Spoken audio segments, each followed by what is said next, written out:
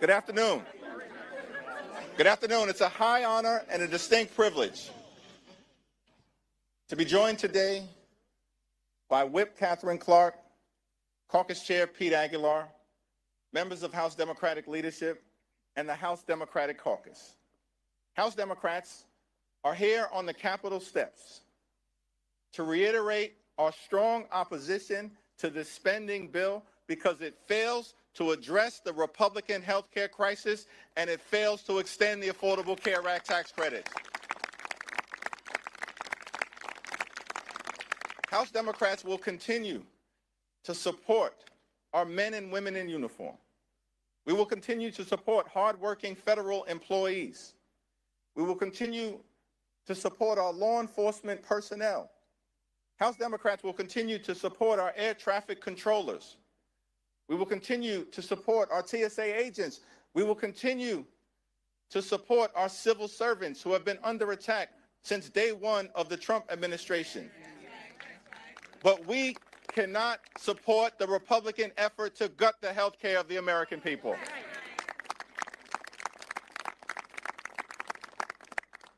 Today, House Democrats will introduce legislation to extend the Affordable Care Act tax credits for 3 years, to make sure that tens of millions of Americans don't experience dramatically increased premiums, copays, and deductibles. We believe that working class Americans, middle class Americans, and everyday Americans deserve the same level of certainty that Republicans always provide to the wealthy, the well-off, and the well-connected. The same level of certainty. And so we're calling upon our Republican colleagues to join us and extend the Affordable Care Act tax credits. And we will be working hard today, tomorrow, and throughout the balance of this year to make sure that those Affordable Care Act tax credits are extended. Now, Republicans control the House, the Senate, and the presidency. They own the mess that has been created in the United States of America. They own it. In a few hours, we will convene on the House floor. And our message to the American people is no matter what happens on the floor later on today, our promise to you remains the same. House Democrats will continue to fight to make your life more affordable. House Democrats will continue the fight to address the Republican health care crisis, and House Democrats will fight to extend the Affordable Care Act tax credits. This fight is not over. We're just getting started. We're just getting started. Now, among the many outrageous things that has been said during the Trump Republican shutdown or done during the Trump Republican shutdown, the longest shutdown in American history, is that Donald Trump made the stunning claim that in his mind, he holds two titles, that he has two positions. Donald Trump says that he's both the president and the Speaker of the House. That's what Donald Trump said in the midst of him shutting down the government. And what we've seen from compliant, sycophantic Republicans, corrupt House Republicans, is they continue to go along to get along. They don't function like a separate and co-equal branch of government. From the very beginning of this presidency and all the way through this Trump shutdown, Republicans in the House have continued to act like a wholly owned subsidiary of the corrupt Trump cartel. That may be the House Republican position. For damn sure, it ain't the House Democratic position. Because we know, and what we say to the American people is that we don't work for Donald Trump. We don't work for J.D. Vance. We don't work for your billionaire donors. We work for the American people.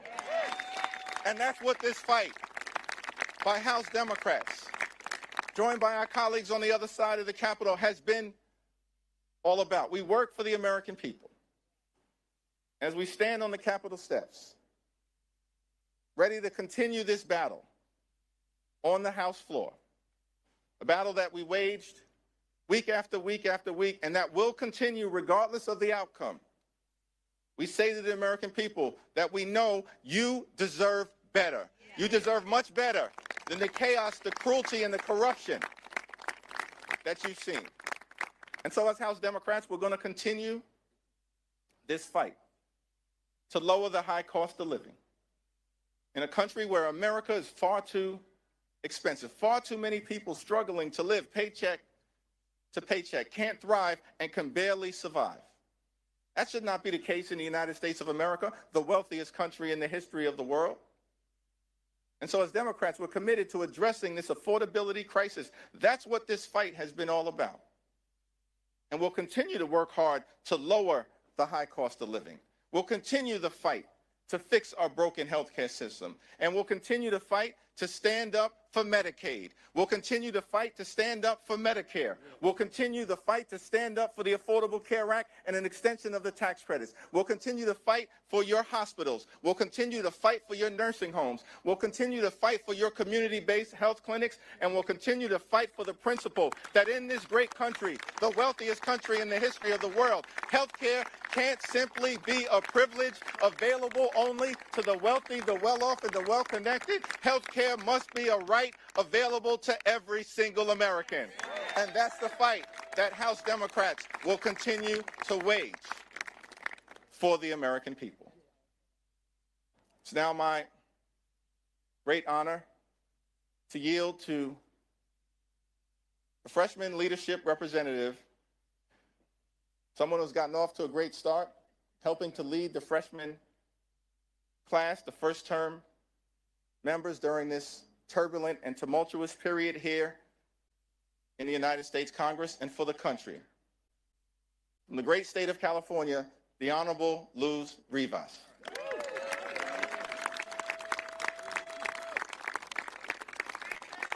Thank you, Leader Jeffries, Whip Clark, and Chair Aguilar for your leadership.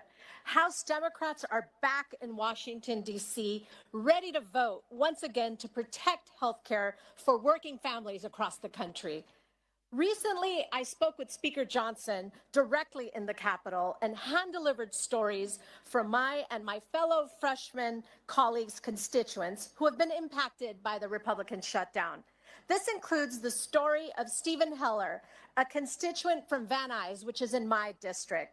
Stephen and his wife are independent contractors who have to pay for their own health insurance. Because Republicans let the ACA tax credits expire, Stephen and his wife are facing a monthly health care premium increase of $1,000 per month in 2026. This will bring their monthly total to nearly $2,100 per month and nearly $25,000 for the year, just in health insurance. That is, in Stephen's own words, a terrible financial blow and an enormous financial burden. Constituents across the country like Stephen and his wife cannot afford Republicans' deal. I will vote no and continue to fight with House Democrats to protect the ACA subsidies that Stephen and millions of Americans rely on. House Democrats will continue our fight to protect health care, lower the cost of living, and keep the American dream attainable for all. Thank you. And next,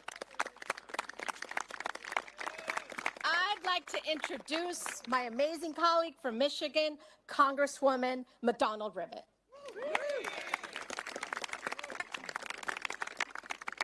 Thank you very much. I come from mid-Michigan, the part of the country where workers actually invented the American dream, to work hard enough to pay your bills, put a little bit away, and take your kids on vacation every once in a while. But the dream is further and further out of reach. In my district, 70% of our jobs pay less than $60,000 a year. So this healthcare crisis that Republicans have created, $1 trillion in Medicaid cuts and gutting the ACA in order to pay for the tax break for the ultra wealthy, is making things so much harder. So let me give you an example. A couple in my district, they actually go to my church. called and told me they're in their 60s and they rely on the ACA tax credits to pay their insurance premiums. But now, because the Republicans have failed to extend these credits, their insurance premiums are going to jump by $11,000 next year. An impossible sum for people on the edge of retirement. Health insurance already consumes 72% of their retirement income. Let me say that again. 72% of their retirement income, and is about to go up another $11,000. That means they're facing devastating choices between doctor's visits and paying the mortgage, between cancer screenings and putting food on the table, between prescription drugs and heating their home, or even, frankly, to get insurance at all. They told me, and this is a direct quote, they are strongly considering going without coverage and taking their chances rather than continuing to pay the premium. Because here's the reality. They actually can't pay that premium. I came to Congress, we all came to Congress to help people like them. Lower cost, better care, more jobs. One easy critical step is simply passing to extend the ACA credits. Yes. It is time we pass it before they pay the cost. Thank you. It is my pleasure to introduce my colleague from California, Representative Tran.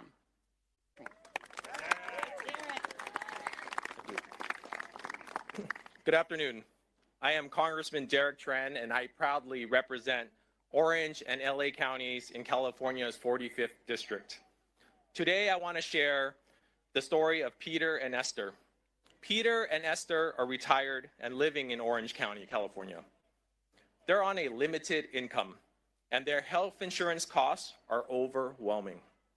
They pay over $18,000 every year just in health care premiums. And next year, their costs are going up to over $21,000. When you're retired and living on a fixed income, that kind of cost increase can be devastating. Peter has been trying to get his wife, Esther, on Medicaid so she can get the care she deserves without going bankrupt. But he keeps hitting roadblocks. The red tape, long lines, and staffing shortages preventing Esther from even being considered for Medicaid coverage is harmful to our country. And instead of joining us to fix this crisis, the Republican majority has demanded more cuts, causing more pain and suffering for the American people. I am here today for people like Peter and Esther. They deserve better than this. Every American deserves better than this. While we're fighting for health care, Republicans are fighting for tax cuts for the billionaires. I'll keep fighting to make sure people like Peter and Esther can afford the care that they deserve. And I hope our colleagues on the other side of the aisle will join us. Thank you so much. It is with great privilege that I introduce and yield time to Congresswoman Sarah McBride from the great state of Delaware. Thank you so much, Representative. Thank you so much, Leader Jeffries, Whip Clark, and Chair Aguilar for bringing us together today.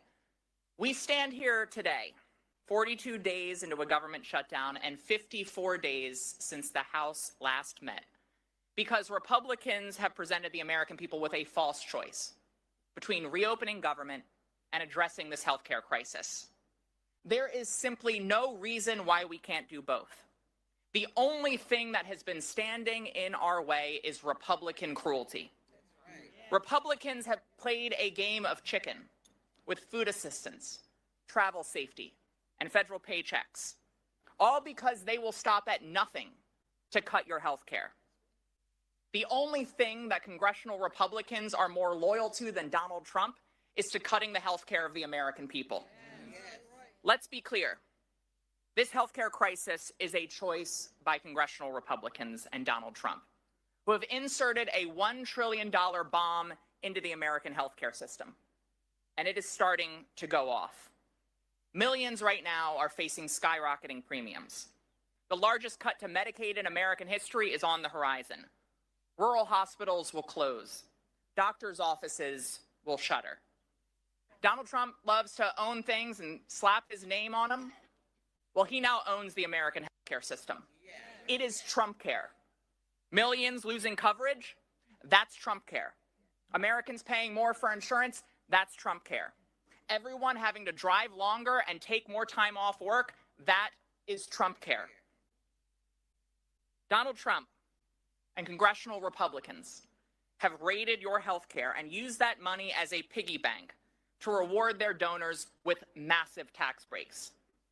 Cruelty is the currency of his corruption, because Donald Trump only cares about himself, his ballroom, and his billionaire buddies, and he certainly doesn't care about you.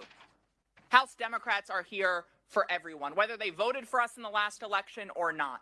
I'm here on behalf of all of my constituents, including a family of 4 in Middletown who will see their premiums skyrocket by $10,000 next year. That's why we are all voting against this budget. And it's why we will not stop until every single American can get the health care that they need to live and thrive in America. Thank you all very much. And it is now my pleasure to introduce my friend from the great state of Alabama, Representative Shamari Figures.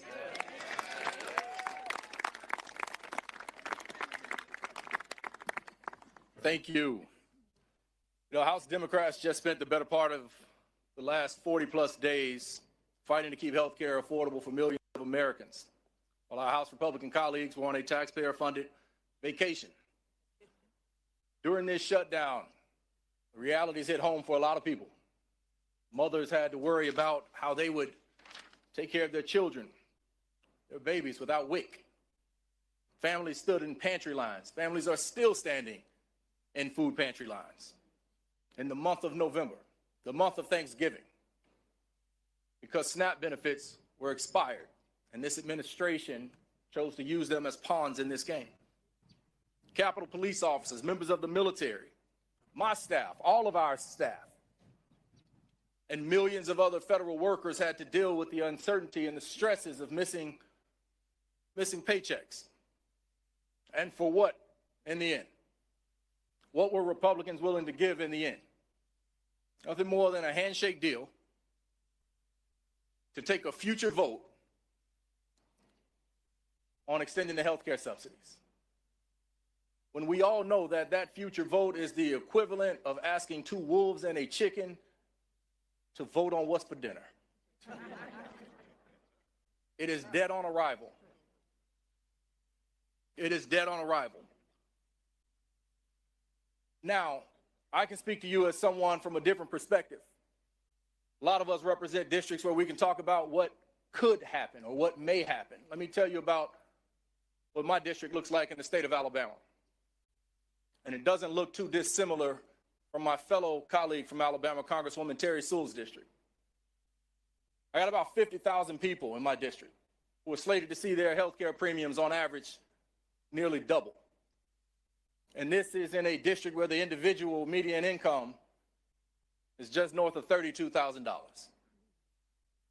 I have 13 counties in my district. 10 of them either do not have a hospital because it has recently closed, or their hospital is on literal life support and they have to go to a county commission or a city council every single month to make payroll.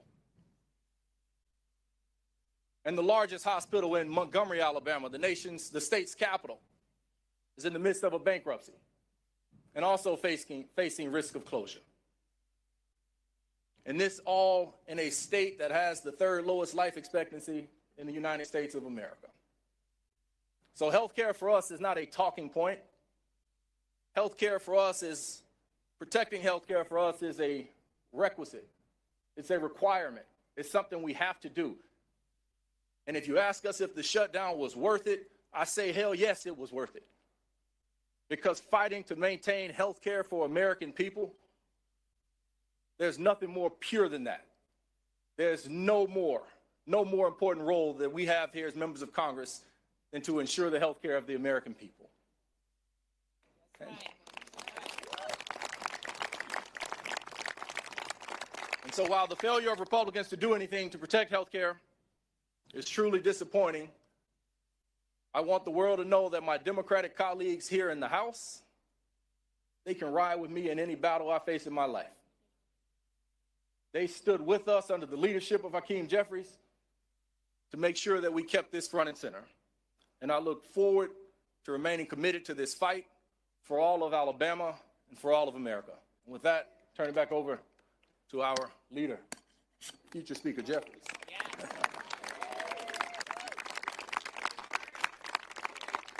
I want to thank all of our distinguished colleagues who spoke so powerfully and eloquently about the nature of this fight that we continue to wage on behalf of the American people. And these are first-term members of Congress. But they recognize that as Democrats, we stand on the shoulders of many who, decade after decade, century into century, have always fought to make life better for everyday Americans and to protect the health care and enhance the health care of the American people. That's the continuing and enduring legacy of the Democratic Party. FDR fought for it. Truman fought for it. JFK fought for it. LBJ fought for it. Carter fought for it. Clinton fought for it. Barack Obama fought for it. Biden fought for it. And no one fought harder in the House of Representatives than our Speaker Emerita, Nancy D'Alessandro Pelosi. That's in the DNA of the Democratic Party. From FDR to Nancy Pelosi to these first-term members. And so our promise to the American people is that we are in this fight until we win this fight for all of you. Cancel the cuts, lower the costs, save health care. God bless you. God bless the United States of America.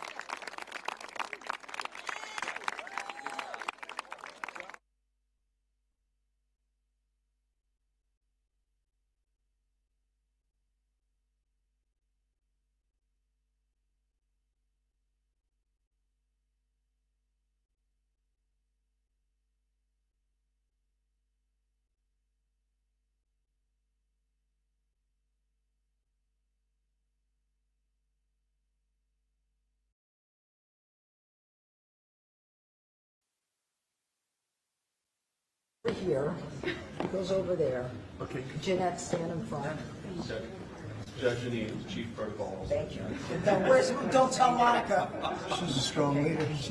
She just made television. Oh, sir. Okay. Thank you very much, everybody. It's an honor to be here for our friend Sergio Gore. Today we're thrilled to be in a swearing for the next ambassador to India and special envoy to South and